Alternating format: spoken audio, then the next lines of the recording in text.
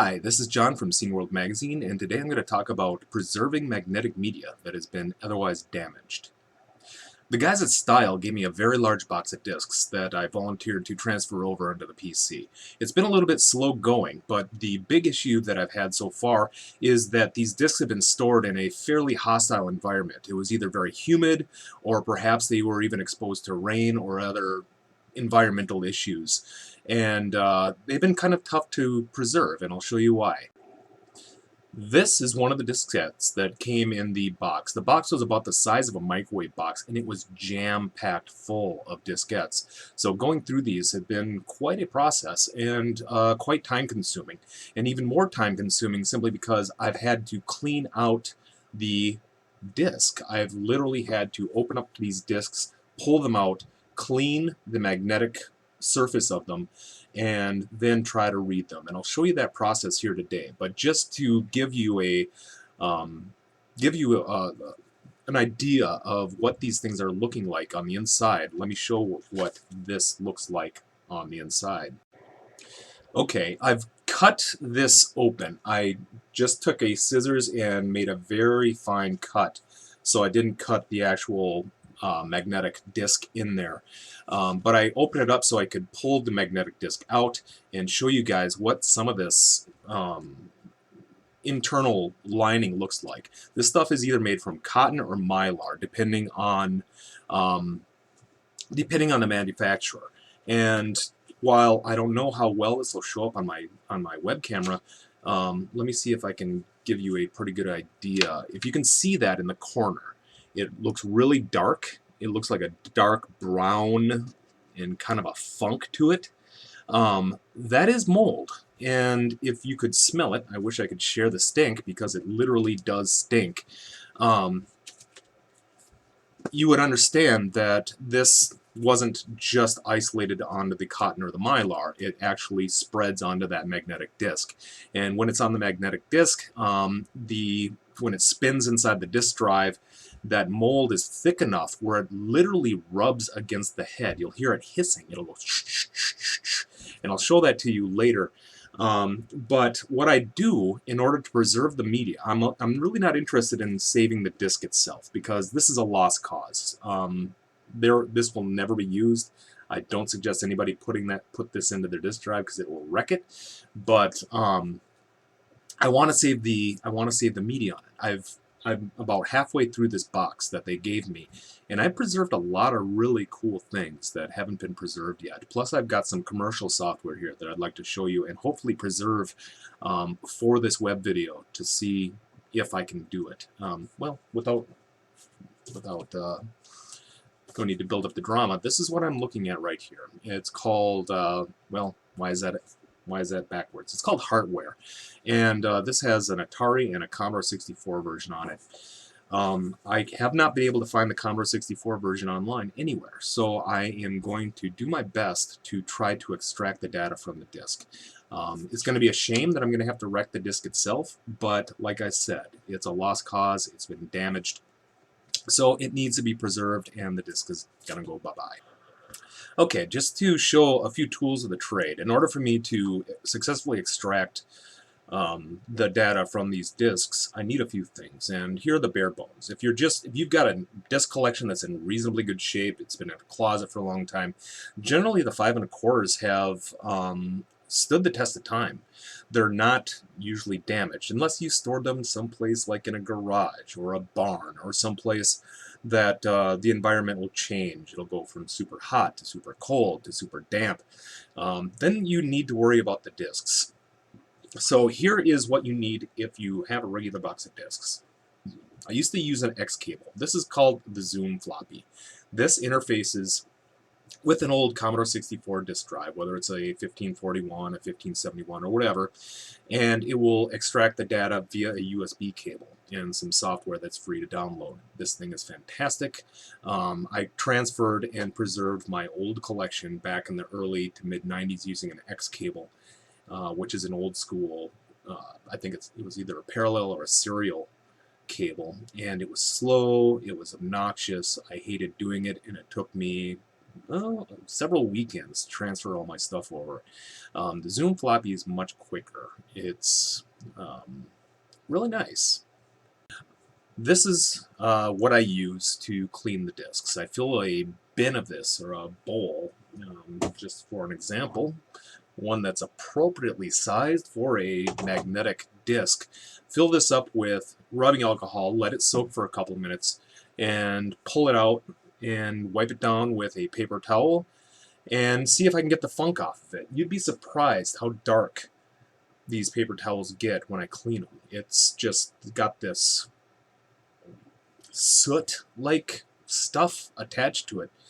And it's required for me to get a good read on the disk. And sadly, like I said, I am having to destroy the disk. However, I do have several boxes of new old stock diskettes, things that were blank, and they make great donor disks for my little project here. If you see this, you may notice that it's a little less full than it should be. What I do is, after I clean these disks off, I take them, and of course I don't want to wreck my progress by touching the disks, but I very carefully slide it into the donor sleeve. So I just slide it in, put it into the disk drive, and hope to get a good read from it. And that's essentially the process. Sometimes I can't get a very good read. The disks are just gone. Nothing can be done. And other times, depending on the manufacturer, not all disks are made alike. What these are made of, I've discovered. I've never wondered what's underneath the emulsion on a disk. It's like, it's clear plastic. And what happens when you clean it and the disk isn't manufactured very well, or maybe, I don't know, the environmental issues, or perhaps any problems that the disk has is exasperated by the rubbing alcohol, but the emulsion will sometimes peel off. And if the emulsion peels off, it's game over. There's nothing I can do about getting that data back. It's gone, gone, gone. So I work very carefully. Right now I'm using 91% alcohol. I am probably going to lower that percentage a little bit. I had very good success with 85% rubbing alcohol. 91% I thought would help me get it cleaner. I don't know if it does or not, but who knows. I'm going to lower that content and see if I can get a better read. Alright, first things first, I'm going to fill this bowl with alcohol. The stuff evaporates quickly, so it seems kind of wasteful, but I need a nice bin of it so I can put the discs in there. This is the magnetic disc that I pulled out of that example floppy. So I'm going to submerge it and leave it in here for about 30 seconds. I don't really need to worry about touching the surface of the disc at this point because I'm going to wipe it down anyway. And I'm going to let this sit for a couple seconds, and I'll show you what I get when I wipe the disc. Okay, I've let it sit for a while, let it soak in here. I'm just going to shake the excess off, and then I'm going to wipe it with paper towels. The reason why I go for paper towels is because they are ultimately disposable. So yeah, I pull them out, I set it on the paper towel, and then I'm just going to wipe it away. Okay, I've been really lucky. A lot of the times when I clean these off, they look like I've pulled off some soot, and I will often see some film on the disc. So despite the fact that that inside of that disc looked like something from the Funk Farm, it's pretty good. So I'm going to slide this into the donor sleeve, put it into my 1571, and see if I can get a directory from it. If I can get a directory, that's usually a good sign, and most of the time I'll be able to get a good rip. Alright, here you have my cluttered desk. So here is my donor sleeve. Yep, if I can keep it in my hands. Here's my donor sleeve. Here's the disc I just cleaned. I am going to slide this into my donor sleeve and just pop it in there. Be gentle. You don't want to crease the disc. You don't want to put any fingerprints on the disc, especially after it's been done getting cleaned. So I'm going to slide this into my 1571, fire up my CBM, open CBM for Win, and see if I can get a good read. put it in there kind of gently. Okay, one of the things that I neglected to mention was that read heads actually read the back side of the disk. So if you put in a disk and you think it's face up and it's writing to the top of the disk, it's not. It's actually writing to the bottom. So I make sure that I put the correct side up just so I know that I'm getting a proper read from the proper side. So I am going to hit directory here on my OpenCBM for Win, GUI, or GUI, and see what we can get. Not a big fan of it's giving me a drive not ready error. That's kind of a thing. Usually when that happens, that means that the heads are dirty, and from my last session I may have left a little bit dirty. So nothing left to do other than clean the head. So since I have this big bowl of alcohol sitting here, I might as well clean the head using that. So I'm going to flip off the drive, give it a scrub, and see if I can do better. And this is precisely why I took the case off this. I was frequently and constantly cleaning these drive heads off, and they got so bad it was like cleaning off soot from a chimney. Don't have to do much here. Just, you know, rubbing alcohol. I clean the top and bottom because the top can often be a problem as well. If the backside of a disk is dirty, it'll get those back heads dirty, and not that I'm using those. I'm only transferring Commodore 64 stuff, not Commodore 128 stuff. But it'll cause a hiss, and I'm not quite sure what kind of problems that would cause. So clean them both off and see what can happen. I'm going to give it a moment to evaporate, maybe accelerate the process by breathing heavy onto the head. And let's see if I can get a better read this time. Okay, here we go. Let's give it another shot. You can hear that clicking sound. That often worries me, but it looks like it's getting a read. So this could be promising. And yes, here we are. Turn this towards you, and you can see that it's come up with a directory. It looks like this disk that was labeled copy 2 version 3.1, and the other one says, I'm not sure what it is on the other side, but it looks like a copy program of some sort. And that's what it is. It looks like it has some parameters in there as well. And let's see if I can get a good rip from it. So, wish me luck. I'm going to just click it over here. Whoop, click. Yeah. You know what? I'm going to make a new directory here. We'll call it new rips. And we'll copy it over. It'll ask me if I want to copy the image of the entire disk. I'll hit yes. I'll call it disk 1. Point D64 because it doesn't automatically, let me get that in there, because it doesn't automatically assign a file extension. And hopefully we'll get a good read. You can see that head moving in there. It's making kind of a funky noise, but it's not erroring out. It's getting good track reads, and I should be able to open this up and use the files inside. Not that it really matters. A lot of the disks that I have in this collection are copy programs for whatever reason. Not a lot of copies, not a lot of pirated stuff, but I've got some demos in there. I've got some assemblers and stuff like that, and a good chunk of them are things like Fast Hack'em, Cracker Jacks. I think I might have seen a Maverick in there if I'm remembering right. And it didn't give me any problems. This is good news. Alright, well, we got a good copy of the first side. Let's see if our back side is going to give us any love.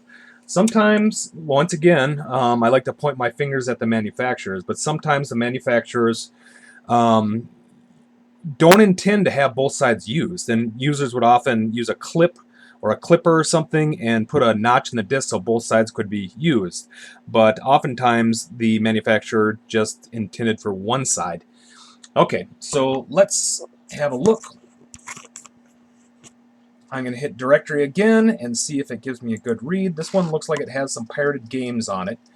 Yep, it looks like we have SWAT, Fast Break, and Cobra. So let's see if we can get a good rip of that. Yes! And we'll call this one creatively Disc 2. And away we go.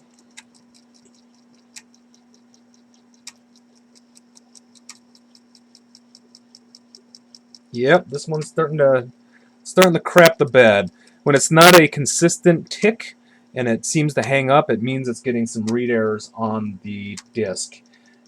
Hopefully it'll be able to come away. We have 304 blocks free here, so it looks like if it gets a good read from the middle, it usually means the files will be preserved in a good way. But just to make sure, after I get done imaging this, I'll fire up my one of my programs and see what we have. Alright, this is Durmaster, and this is put out by the guys from Style. The same guys who gave me those discs for copying and archiving.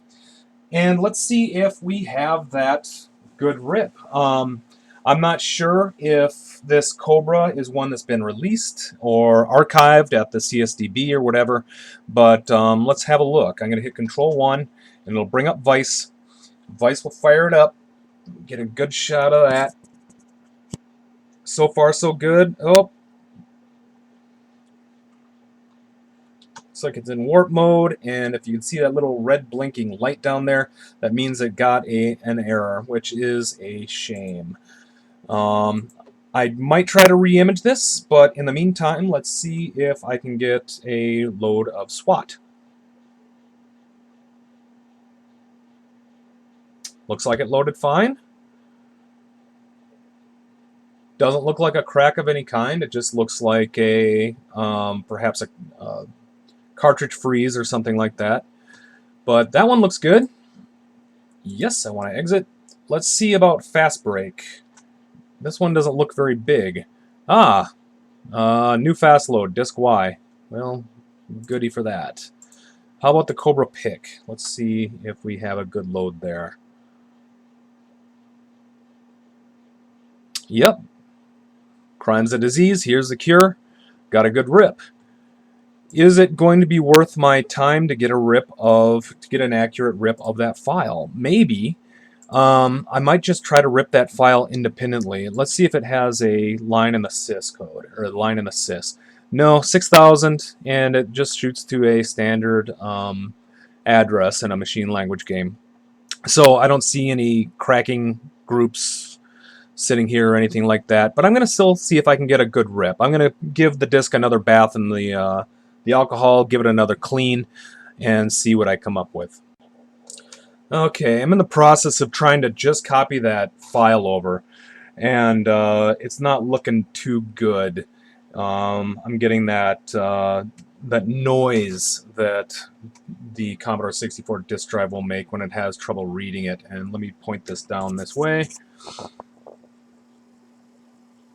Yeah, file copy ended with error status, read error. Got a 23 error on the disk. And no matter how much I'm going to clean that, it's not going to save it. Some people will ask, well, why don't you nibble it? Well, because there's no real reason to nibble pirated stuff. It's not like there has to be some sort of order or rhyme or reason on the diskette itself. So sadly, the Cobra game file is toast. The fast load and whatever else is in good shape. But Cobra, sadly, is gone. But to be honest with you, I am 99.99% sure that it has been preserved already. So I'm not weeping any huge tears here. Okay, this is the one that I want to preserve. This is one that I haven't seen online anywhere. It's commercial. I really don't think it's going to have any kind of copy protection on it. It's from 1986. If it does turn out to have copy protection on it, then I'll give it a nibble. But I'm under the impression that a company like High Tech Expressions, which is kind of a novelty card slash, demo kind of thing, probably wouldn't want to put any kind of expense into their copy protection. So I'm going to cut this thing open, put it in the donor sleeve, and see if I can get a good read from it. Okay, here's that disc. You may not notice anything different about it, but it is now open at the top. I'm going to give this thing an alcohol bath and see if I can get a good read from it. Here's hoping. Okay, here it is, and in its donor sleeve, I'm going to pop this in real quick. I should probably note, just in case anybody wonders or anybody asks, what I do with the sleeves and the discs when I'm done. I throw them away. I have to. There's no real reason why I should keep it. And despite the fact that you got these really cool old sleeves, like Electronic Arts, Commodore, Epics, the reason why I can't keep them is because they are full of mildew. And if you had any idea, and if there was any way I could possibly share this odor with you, I really would. But if you look inside here, you'll see little specks and flecks and stuff. That's mildew. And the one reason why I do not want to keep these and use them for future discs, sadly, is because it will spread to the disk. So if you have a copy of, I don't know, Crush, Crumble, and Chomp, and you could really use an old school Epic sleeve, under normal circumstances, I would be happy to send this to you. However, since it's covered in mildew and mold, it will wreck your disc in time. Give it 5 years, give it 10 years, and next thing you know, you got Crush, Crumble, and Mildew City.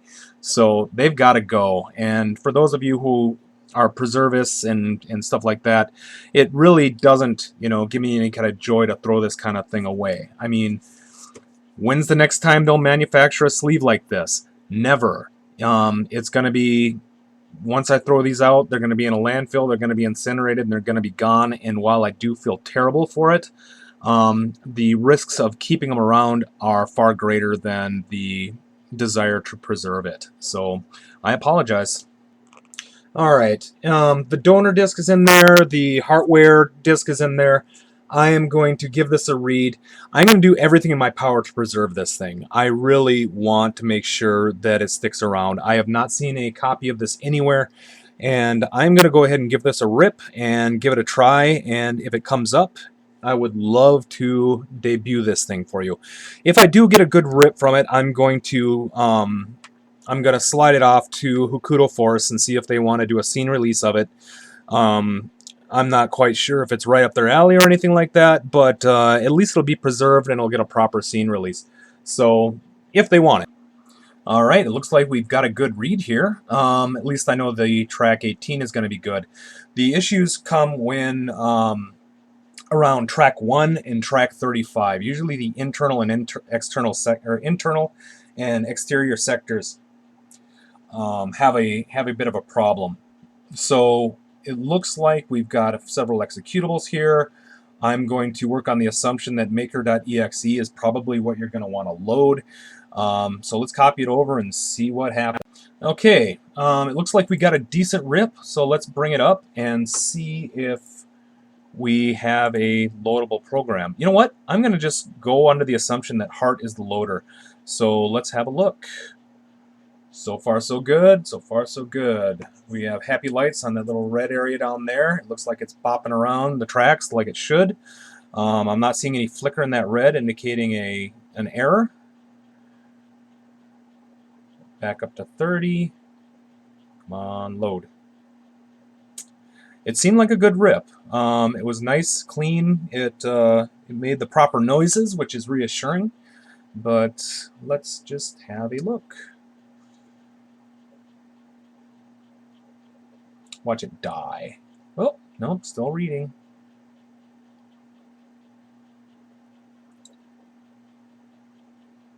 Aha!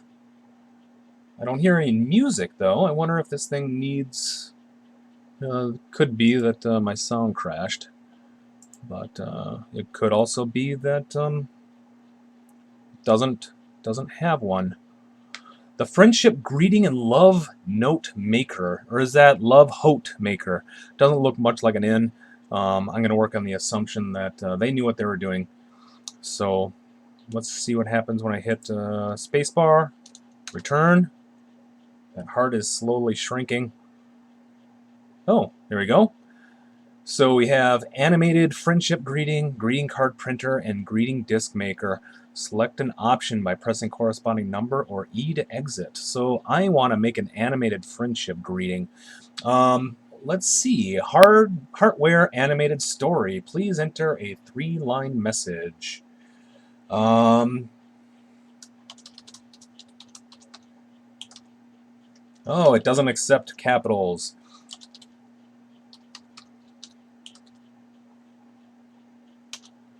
We'll call you YouTube Guy.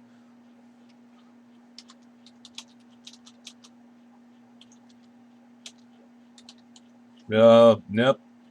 Oh, no. Here's a new R.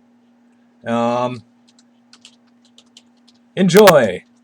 And it won't let me put any kind of punctuation in there either, so I'm out of luck in that regard. There's my 3-line message. Hey, YouTube Guy, here's a new R. Enjoy! And now it's reading the track 17. I imagine it's going to come up with something spectacular to entertain YouTube viewers all over the world. There's not a more beautiful sight than the world in the morning light. From the birds that nest in the tree to buds that bloom so rich and free, moments shared are best 'tis known. No one likes to be alone. I agree, greeting card maker. Can we move on? Oh, I heard the noise, and there's a sprite animated butterfly flitting around. The sun moving in the sky. Oh my god, it's like being by the side of this pond. I hope a frog shows up. I see a bird over here. A butterfly flew up in the tree and felt as alone as he could be. Baby birds with mouths wide open were being fed before they cried. The butterfly observed all this and felt that something was amiss. Oh, the butterfly. The butterfly knows. Once again, it's reading the disc. I'm very pleased. This looks like it's going to be a good, solid rip.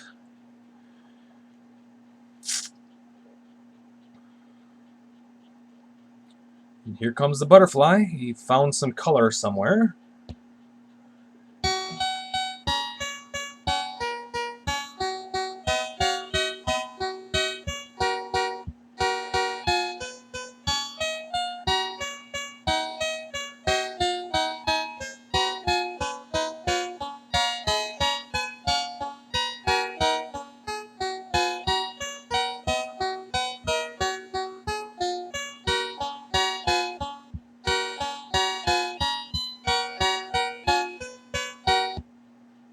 Why bicycle built for two? Who knows? Butterflies don't ride bicycles. Birds don't ride bicycles. Clouds gathered and rain would soon pound. The butterfly flew to the ground. Rain was starting now to get bad as he lit upon a lily pad. He lit upon a lily pad. That's interesting. Others were there of whom he was fond, friends of his who lived in the pond. Okay, it's reading the disc again. Oh, look at that, it's raining. And what's happening there? Lightning, things dripping into the pond, splashing around with more lightning.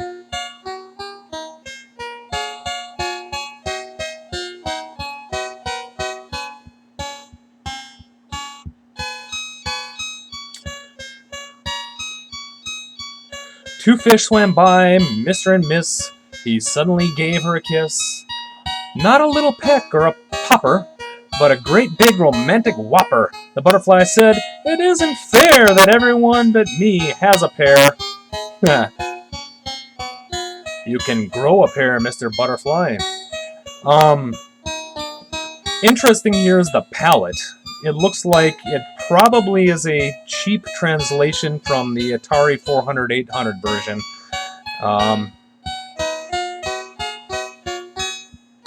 The butterfly had been told that rainbows have pots of gold. He flew up to the rainbow's end and found much more. He found a friend. There certainly is no better way to have a more fulfilling day. Aw, the rainbow's there. The three-color rainbow. And there's a friend for the butterfly.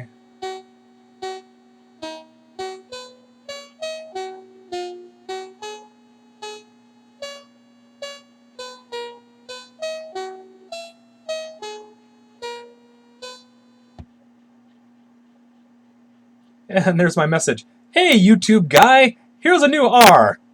Enjoy. That's very lovely. So we have a palette of white, light blue, cyan, and red. Yeah.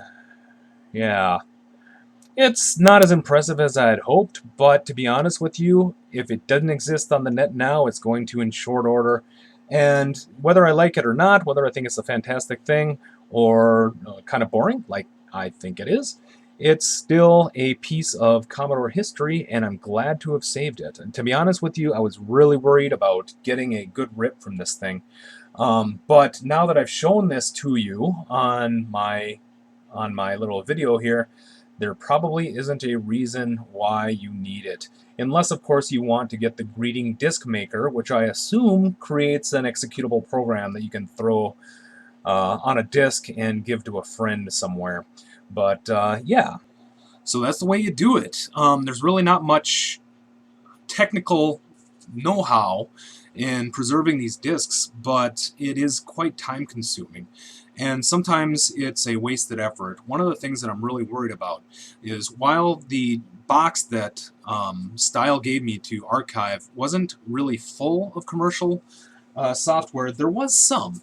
And I am not quite sure what this is. It says Actisource, but in the bottom it says Hacker 2. I'm not sure if this is a copy of Hacker 2 by Activision or if it's something else. It gives information on BBSs and online stuff. So I'm not quite sure what that is. Hopefully it's something that I can archive. Unlike the Heartware people, Activision were pretty diligent in copy protecting their stuff.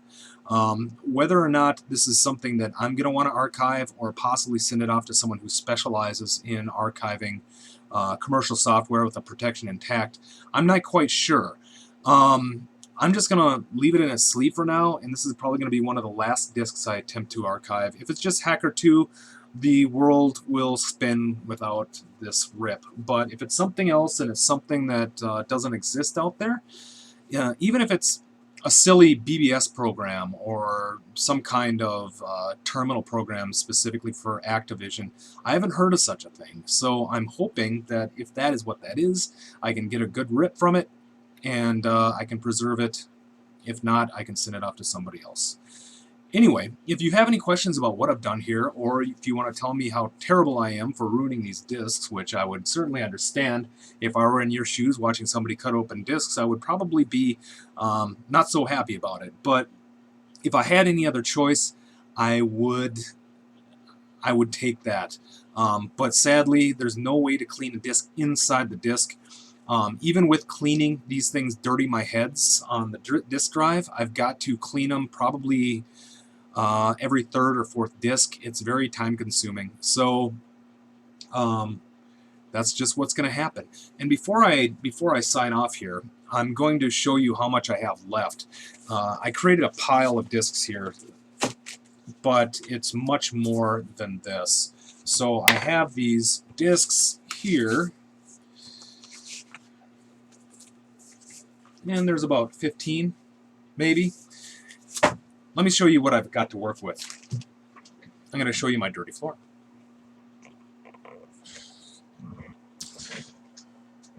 Okay, hopefully you can see this. I'm at the mercy of my webcam, and that's why you got a close-up of my face and my mouth. This is about half of what used to be there. This was all stacked full. Every nook and cranny was filled. Focus. Every nook and cranny was filled with discs. I got a good read of about 90% of them. That one the one with Cobra that I did earlier is kind of an outlier.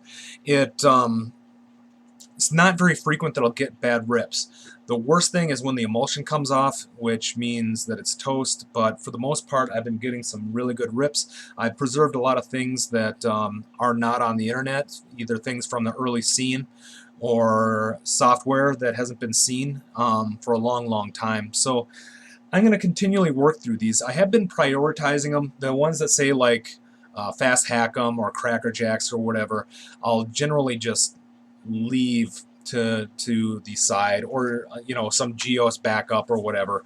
But the ones that I'm interested in are the ones that don't actually say anything on them. Did I just do this entire thing in a blur? Come on, focus on me. Focus. Focus. Well, that'll teach me to not look at the camera while I'm filming. But yeah, these are the ones I'm interested in, and the ones that have pirated software labeled on them. And let's see if I can come up with a good example here. So here's one. Nom. I don't know what Nom is. I'm assuming it's a game, but the other side says miscellaneous games. What could those be? A lot of the stuff that I've been finding, sadly, whenever I've been archiving discs for a long time. I've since the early 90s, I've been copying my stuff off. I buy out collections and I copy their stuff off. But the funny thing is, whenever I get a collection, I rarely see things from the years 86 to 92. Most of the time, I'll see things like Atari Soft rips or Puyon or something like that. That Cobra is kind of an outlier. It really isn't something that I'll see very often. So I'm hoping that these miscellaneous games will be stuff that was released by groups like MSI or FBR or even unseen UCF or ESI crack. They're still out there.